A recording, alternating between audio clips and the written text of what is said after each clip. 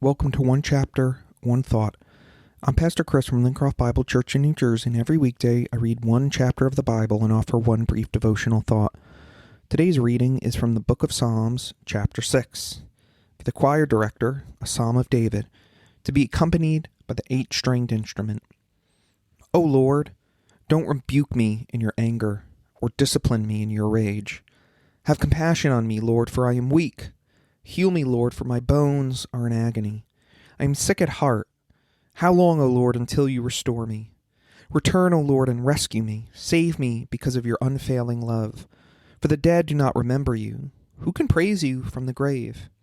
I am worn out from sobbing. All night I flood my bed with weeping, drenching it with tears. My vision is blurred by grief. My eyes are worn out because of all my enemies.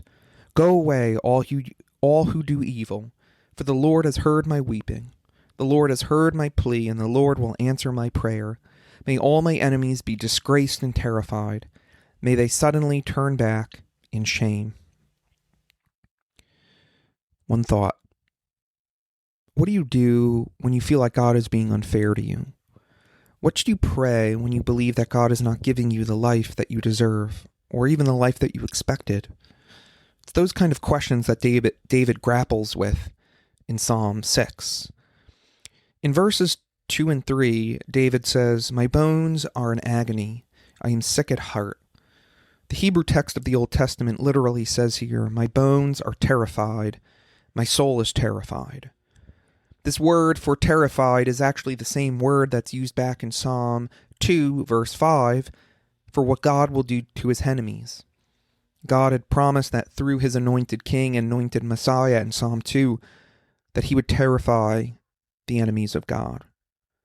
So in other words, it seems like David is complaining to the Lord that what was supposed to happen to his enemies has happened to him, as one author puts it. Think about it. David is the anointed king of Israel. David is called a man after God's own heart. All David has tried to do is follow the Lord. Even when David messed up and did horrible things, he eventually repented of his sin and turned back to God. And yet David is still being harassed, maligned, and chased. Sometimes we too feel as if God is being unfair to us. Yet David does not stay stuck in his complaint. He doesn't become bitter or grow cynical or angry. He definitely does not turn away from the Lord. In fact, he turns to the Lord, asking the Lord to turn to him. "Return, O Lord, and rescue me," he says in verse 4. But David's prayer is more than a prayer.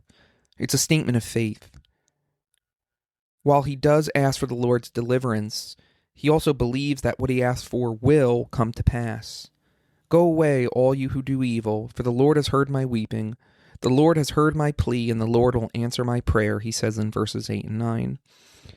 Sometimes I think we can shy away from such bold faith because we wonder, will God really deliver me? But we need to understand what David is doing. He is claiming God's promises to him. David is God's anointed king who is to rule over Israel at that time. And so God would make good on his promises because of what he promised to David. But now in Christ, we are given the promise of Jesus. "In this world you will have trouble," Jesus says, "but take heart, I have overcome the world," in John 16:33. God always brings deliverance to us, even in the face of trouble, whether it's in this lifetime or the next.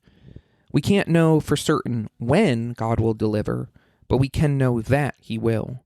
We will have trouble, but in Christ, we will always overcome.